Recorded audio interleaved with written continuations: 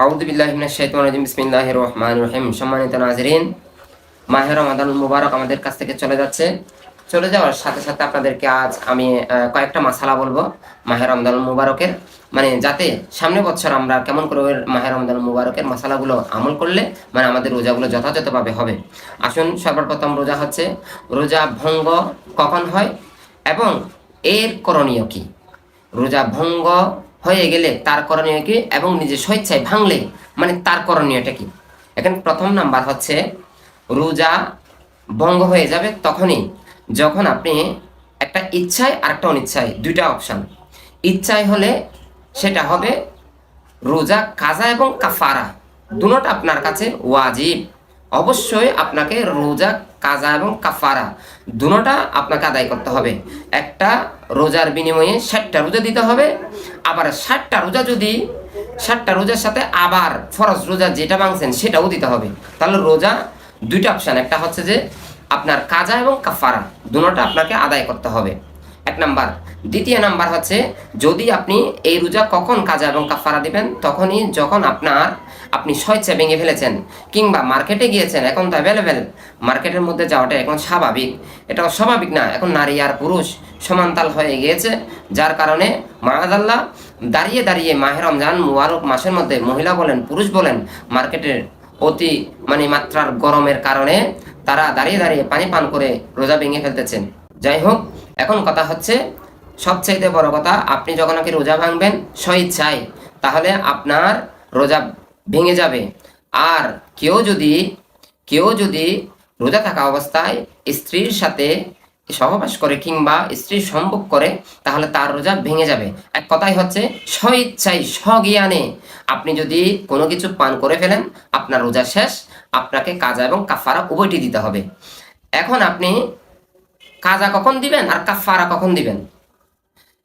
এখন কাজা দিবেন তখন যখন আপনি অনিচ্ছাকৃতভাবে উজু করতে গিয়েছেন, গলার ভিতর পানি পান করে ফেলেছেন, আপনার রোজা ভেঙে যাবে, আপনার রোজা হবে না, তখন কাফারা দিতে হবে না। আমি আবারও বলছি, আপনি রোজা অবস্থায় গড়গড়া করা নিষেধ। গড়গড়া করতে গিয়ে, পুকুরের মধ্যে গোসল করতে গিয়ে পানি যদি পেটের ভিতর চলে যায়, তাহলে আপনার রোজা ভেঙে যাবে। কাজা দিতে হবে, কাফারা দিতে হবে না। কাজা মানে একটা রোজা ভাঙছে, একটা রোজাই দিবেন, এটাকে বলা হয় কাজা। এবং দ্বিতীয়ত হচ্ছে যে, আপনি যখন নাকি কোনো কিছু আপনাকে কেউ জোর করে কোনো কিছু খাওয়াই দিয়েছে, বন্ধু বান্ধব, আপনার রোজা ভেঙে যাবে, আপনি কাজা দিয়ে দিলে হয়ে যাবে, একটার বিনিময়ে একটা দিয়ে দিলে হয়ে যাবে। তৃতীয় নাম্বার হচ্ছে, আপনার সুবেহে সুবেহে সাদেক হয়ে গিয়েছে, মানে সকাল হয়ে গেছে, মনে করতেছেন এখনো পর্যন্ত সুবেহে কাজেব রয়েছে, সেহেরির সময় রয়েছে, আমি পানি পান করে ফেলেছি, মানে পানি পান করে ফেলেছি, কিন্তু দেখতেছেন সকাল হয়ে গেছে, তাহলে আপনার রোজা হবে না, রোজার সাথে সাথে ভেঙে যাবে, আপনাকে একটা কাজা দিয়ে দিতে হবে। আবার অনেক সময় দেখা যায় হুজুর যখন নাকি বলেছে, মানে মাইকের মধ্যে বলা হয় এখন সেহেরির টাইম শেষ, আপনারা খাওয়া দাওয়া বন্ধ করুন, তখন আপনাকে কিন্তু বন্ধ করে ফেলতে হবে। অনেক মা বোনেরা রয়েছে, মুরব্বিন ইকরামরা রয়েছে, তৎকালীন যুগের আমাদের দাদিরা এবং আমাদের দাদারা, এখনো পর্যন্ত যারা মুরব্বীরা রয়েছে, তারা বলে মানে হুজুর যতক্ষণ আজান দিবে না ততক্ষণ পর্যন্ত সময় অটুট থাকে, ততক্ষণ পর্যন্ত সময় থাকে। তা আসলে তাই নয়। হুজুর এটা সুবেহে সাদেকের মধ্যে আজান দে, আর সুবেহে কাজেবের মধ্যে আপনার রমজানের রোজার সময়সীমা সুবেহে কাজেব পর্যন্ত, মানে অন্ধকার পর্যন্ত যতটুকুন সময় বাইন্ডিং করে দেওয়া আছে, ওই সময়টুকুন পর্যন্ত আপনার সেহেরির সময়। ওই সময়ের পরে আপনি যদি কোনো কিছু পান করেন এবং আজান দেওয়ার সময়, সেহেরের আজান দেওয়ার সময় যদি কোনো কিছু পান করেন, আপনার রোজা হবে না। আপনার দ্বিতীয় রমজান মাসের পরে আপনাকে আর একটা কাজা দিয়ে দিতে হবে। এইভাবে করে অখাদ্য কোনো বস্তু যদি আপনি যদি হঠাৎ গিলে ফেলেন, মনে করেছেন মানে গিলে ফেলেছেন, তাহলে রোজা ভেঙে যাবে, রোজা আর একটা আপনাকে কাজা দিতে হবে। কেউ যদি অসুস্থ অবস্থায়, কেউ যেমন মনে করেন কেউ ইঞ্জেকশন নিয়েছে, ইঞ্জেকশন নিলে আপনার রোজা ভঙ্গ হয়ে যাবে, আপনাকে আর একটা কাজা দিতে হবে। এমন করে কেউ যদি কোনো ব্যক্তি স্মরণ ছুটে যায়, মানে আমি রোজা রেখেছি, হঠাৎ করে খেয়ে ফেলেছি কোনো কিছু, তাহলে আপনি আবার বলতেছেন যতটুকুন স্মরণ এসেছে অতটুকুতে স্টপ করে দিতে হবে। আবার হাদিসে পাকের মধ্যে রয়েছে একটা কথা, মানে আল্লাহ আপনাকে ওই যে একটুকুন আপনি স্মরণ ছুটে গিয়েছে, স্মরণ থেকে চলে গেছে যে আপনি রোজা রেখেছেন, হ্যাঁ, আবার আপনি এদিকে খাবার খেয়ে ফেলেছেন, হাদিসে পাকের মধ্যে রয়েছে আমার আল্লাহ আপনাকে মহব্বত করে ওই খাওয়ার টুকুন খাওয়াইয়েছেন, সুবহানাল্লাহি ওয়া বিহামদিহি।